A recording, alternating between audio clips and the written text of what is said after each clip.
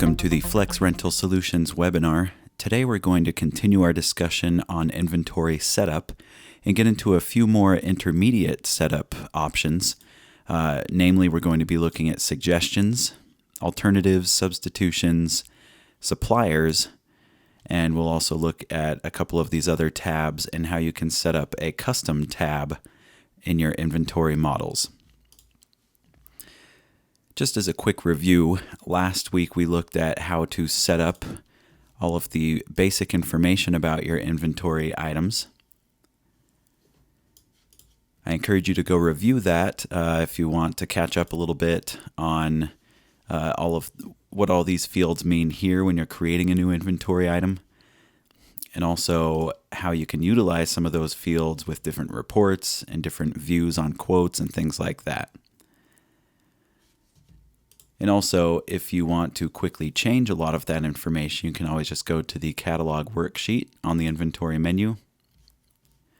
And that gives you access to dimensions, weight, purchase costs, pricing models, etc., that you can quickly and easily change for each of your inventory models in your system. So now that we've created some inventory models, let's look at some of the other options that you can set up. First, let's look at suggestions. Now what the suggestions will do is that anytime I add this inventory model, so specifically in this case the Mackie 450 powered speaker, anytime I add this to a quote, anything that appears in its suggestions tab will pop up and offer as a suggestion as you're building the quote.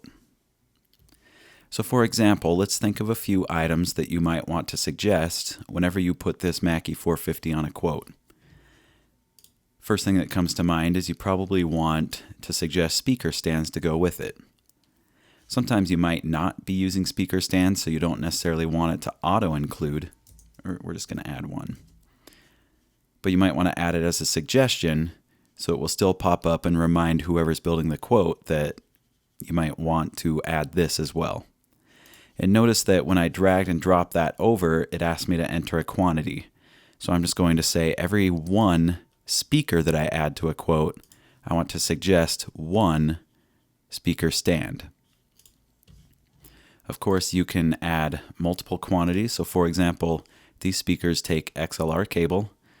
So let's say I also want to suggest every time I send out one of these speakers, maybe I want to suggest sending out two of these 50-foot XLR cables, just so I have one 50-foot run if I need that, and then I could connect those together and have a full 100-foot run if I want as well. And so there's really no wrong or right way to do that. I could even add all of my different lengths of XLR cable and suggest a couple of each of those. And so when I add this Mackie 450 to a quote, then I can just choose which length I want, and I don't have to choose all of them. Let's also add, just for good measure, a microphone. So we'll find let's do an SM58 standard microphone. Again, we're just dragging and dropping into the suggestions tab. And for every one speaker I add, I want to suggest one microphone. So now, let's just quickly create a test quote.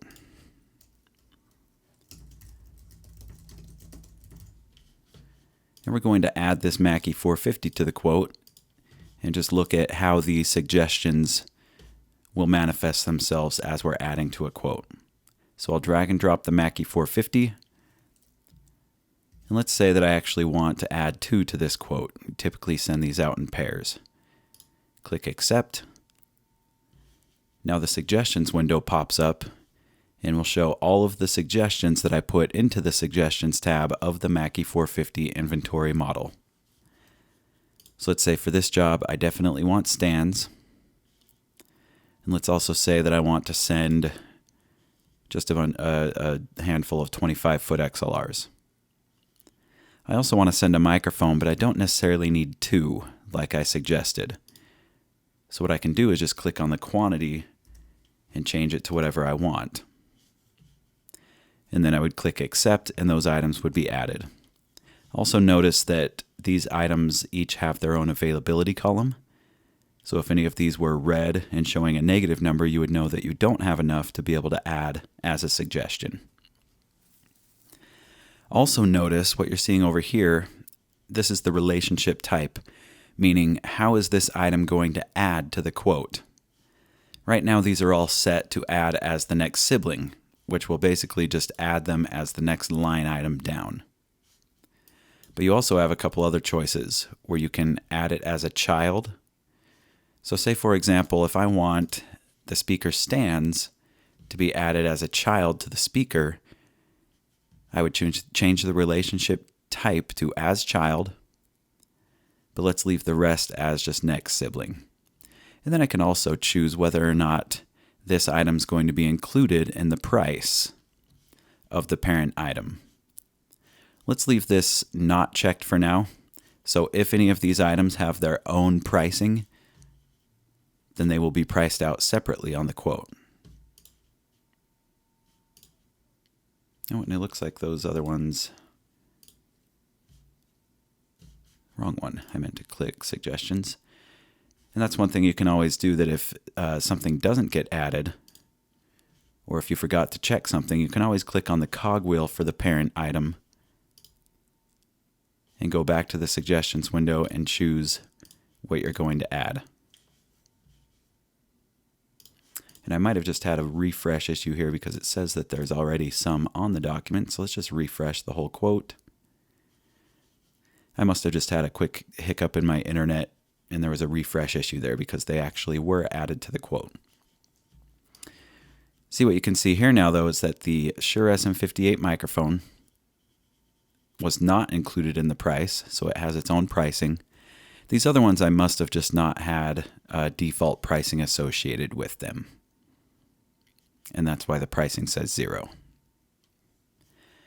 And the other thing that you'll notice is that the item that was added as a child is automatically line muted as well. But I could always turn that off. And the line mute, of course, just means whether or not this line item is going to show on the PDF copy of the quote that you send out to your customer. So again, to relaunch the suggestions, you could always just click on the cogwheel. And if you decide that you want to add some other stuff, like maybe we want to add some more XLR cables or some more microphones, we could always just check those and then click accept, and it would add those to the quote. Another thing that we want to look at in regards to suggestions are suggestion types. So remember when we were on this quote and the suggestions window opened for the Mackie 450, you had a couple different options like the relationship type and whether or not it's included in the price. If you want to avoid having to change these every single time, say for example, anytime you add a speaker stand to a Mackie 450, you always want it to add as a child. So instead of having to change that every single time, what you can do is set up a new suggestion type, and that suggestion type will tell that particular suggestion what to do and how to add to the quote every single time. So if you go to your inventory menu, click on suggestion types, that's where you will see all of the different suggestion types that you have in your system. By default, if you haven't set up any suggestion types already, you're probably only going to see maybe 4 or 5 of these. But you can see that I've added quite a few other ones in my test system here. I already have one that's called speaker stands, so we won't create a new one just now. But if you were creating a new one, you would click New Suggestion Type, and that's where you can fill in all of the information here. But let's just double click and open the speaker stands and see which options I included here. So the suggestion type is called speaker stands. I gave it a code just called SS. I didn't add a note, that's just optional. You can add that if you want. Included in the price, yes or no, which this will say every time that this suggestion type is applied to an item like the speaker stand, it will automatically check that included in price box. The association type or the relationship type is add as child every time, and it's not required. We'll look at required in just a minute. So after you've set up a bunch of different suggestion types, and notice I also have one for signal cable, and it looks like it's set up just the same as my speaker stands, included in the price, yes, adding as a child. I can go back to the Suggestions tab for my Mackie 450 and then click this little pencil icon to add the suggestion type. So for my speaker stands, I'll add the speaker stand, I'll include that in the speaker stand suggestion type. For all my XLR, I'll include in the signal cable suggestion type.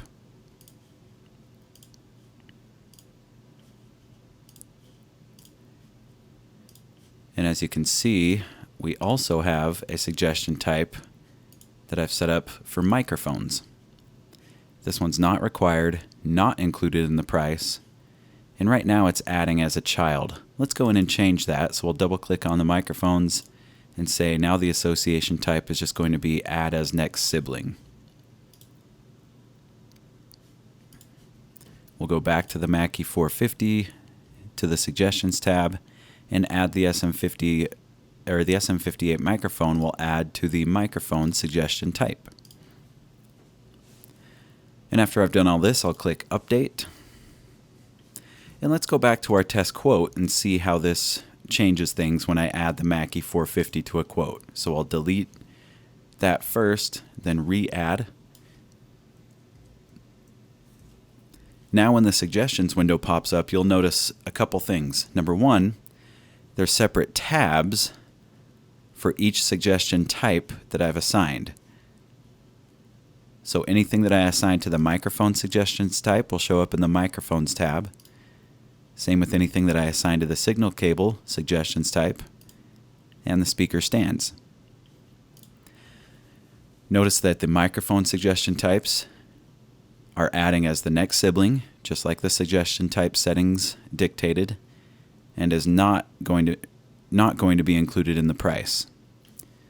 Whereas my signal cable is going to add as a child and is included in the price. Same with my speaker stands. So what I can do here is add and click through the tabs and add whatever I want.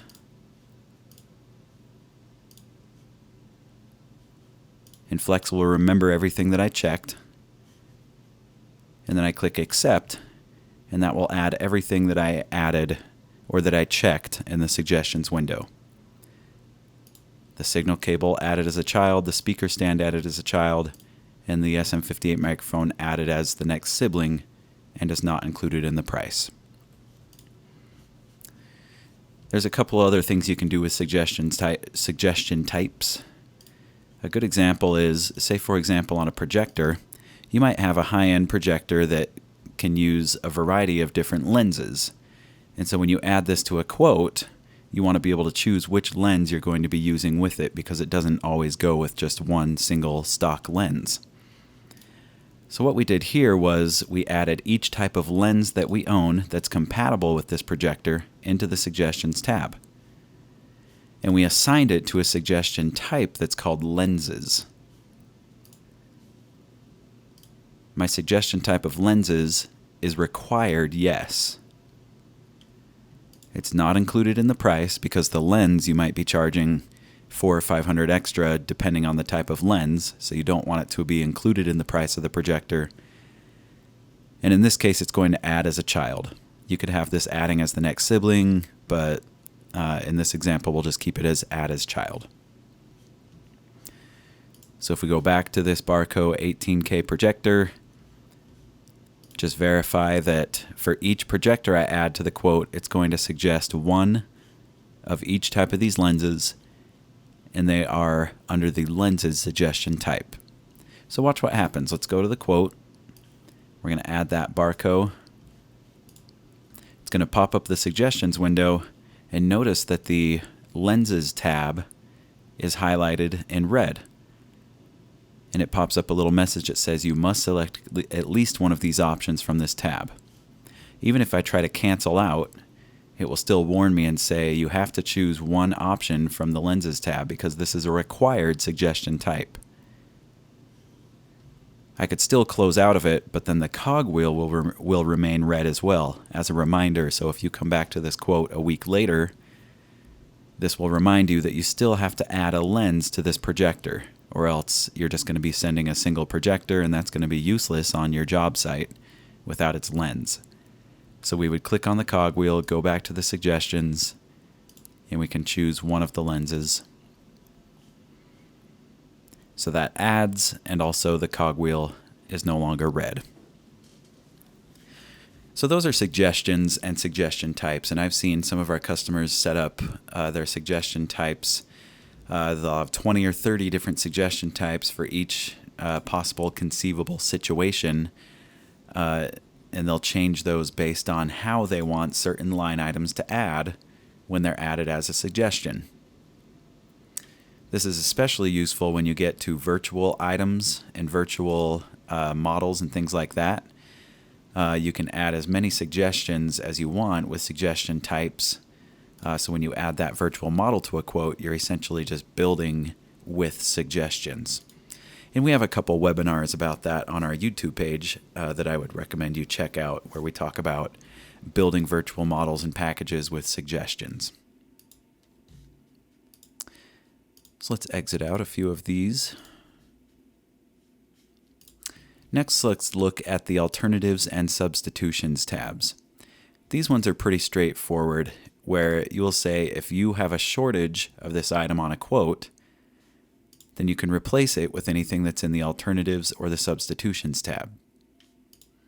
So a good example of this might be, let's actually go look at the Mackie 350, which is a bit of a smaller speaker. And we might say the QSC 12 is about on par with the Mackie 350. In reality, it would probably be more like a QSC 8 or 10 that would be on par. So let's not use that as an example, because I always like to consider alternatives as something that's pretty much on the same level as the item that you're going to be offering the alternative for. So maybe a better example would be if we go to our mixers for audio, and you'll notice that I have this Mackie 4-channel mixer, and I also have this Yamaha 12-channel mixer, which to most people, these are essentially going to perform exactly the same and do about the same job, even though one of them might have a couple more channels. So what you might do here is add the Yamaha 12-channel mixer into the alternatives of the Mackie 14-channel mixer. And so what happens when I add the Mackie to a quote, and let's intentionally create a conflict. So let's say I need 20 of these. We won't do the suggestions now. But now that I have a conflict on this Mackie 1402, I could look at my conflicts and find whatever I put in the Alternatives tab here in this section to know, well, I could replace it with these Yamahas if I have to. Right now I only have 2 out of 2 available on these Yamahas, so maybe this won't be the best thing to substitute it with. But you can see how that appears as an option to substitute something when you have a shortage on a quote. And similarly, for substitutions, I like to look at these as more of an upgrade. So if I have a Mackie, or let's go back actually to the Mackie 350 now. This is a smaller speaker. But if I want to substitute it for something, I would say let's maybe upgrade it to a Mackie 450. Or maybe a QSC 12. And again, I'm just dragging and dropping these into the Substitutions tab with a quantity. So for every 1 quantity of Mackie 350 that I'm short, it will suggest, or it will replace with a 1 quantity of either of these speakers. Going back to the test quote, let's add the 350. And let's intentionally create a conflict. So now I have a very large conflict, but I could go and click on the conflicts open the conflicts window, and it will say you can either substitute this for 40 of these Mackie 450s or 40 of the QSE 12s. It looks like I don't have nearly enough of the Mackie 450s, so we'll double click on the QSE 12. It will ask if I want to keep the original price of the original item. Let's say yes in this case. And that just changes the 350 to the QSE 12. So that's how alternatives and substitutions work. Again, I like to look at alternatives as something that's on par with the item, and substitutions being more of an upgrade. Finally, let's look at the Suppliers tab for an inventory model. You'll notice there are two sections on the Suppliers tab. You have Purchase Supplier Preferences and Subrental Supplier Preferences. Remember, when we added the Mackie 350 to a quote, intentionally created a conflict, and then when we looked at the conflicts resolution window, I could easily just double click on Subrent or Purchase, and that would have me select a contact who I'm going to subrent it from or purchase it from. But what we can do is have default subrental or purchase suppliers that will show up automatically on this screen. So if there is somebody that I will frequently purchase or subrent these speakers from, I can enter their information here on the Suppliers tab of the inventory model. So let's say that I frequently subrent from Chris Stein at Flex Rental Solutions. So again, I just clicked Add. I would find the contact, double click, and that would add them to this list. I can also say what the lead time might be or how long it might be before I expect this item if I'm subrenting from them, and the estimated cost. Let's say that Chris charges 40, Herring Cop charges 35. And after I've added and made any changes, just make sure to click Update. And so now, if I go back to my quote, open the conflicts for the Mackie 350, I now have these two, the ones that I set up in my subrental purchase supplier preferences, as options to choose from. And notice that I double clicked on Chris Stein. It automatically created a rental PO for that item with Chris Stein as the vendor with $40 as the price or the cost to you. And so of course you would do the same thing in your purchase supplier preferences. If I want to add a purchase supplier, let's say that I can also purchase these from Chris. He has a big supply of them. It'll take 3 days to get them, and he charges $450. Click Update. So now when I look at the conflicts window for the Mackie 350, Chris Stein is also shown as a purchase option.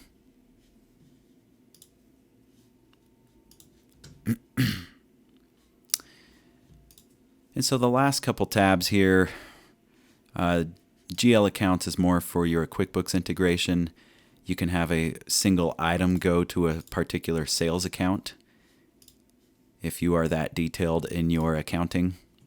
You also have a scan log that will show every single scan that has ever happened. And remember, I'm on the inventory model at this point, so it's showing every scan for each serial unit as well.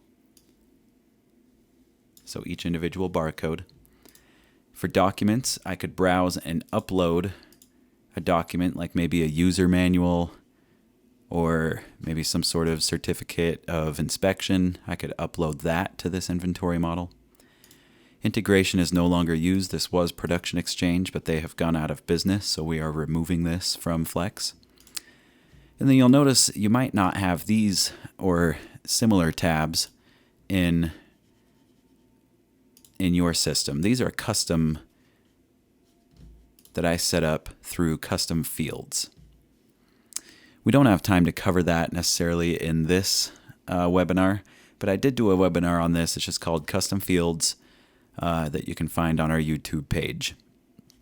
But basically, you can set up any number of tabs that can show up on your inventory models or contacts, and you can have whatever information you want to show on those tabs. So some people use those, some people don't, but we do provide that option for you if you want to add additional information. So that's kind of the rest of our intermediate setup of your inventory models. Again, I mentioned this in the post for this webinar. We aren't going to talk about the structure and availability, so we won't be talking about packages, containers, and virtual items. We did those recently in webinars about a month and a half or two ago, so you can review those webinars on our YouTube page. If you do have any other questions about setting up your inventory, we do recommend going to our forum and asking questions on there, because a lot of our users have experienced maybe some of the same issues or the same questions that you might have, and they can help you out with that. And if you have any more technical questions that you need help with from Flex, then we ask that you email support@flexrentalsolutions.com.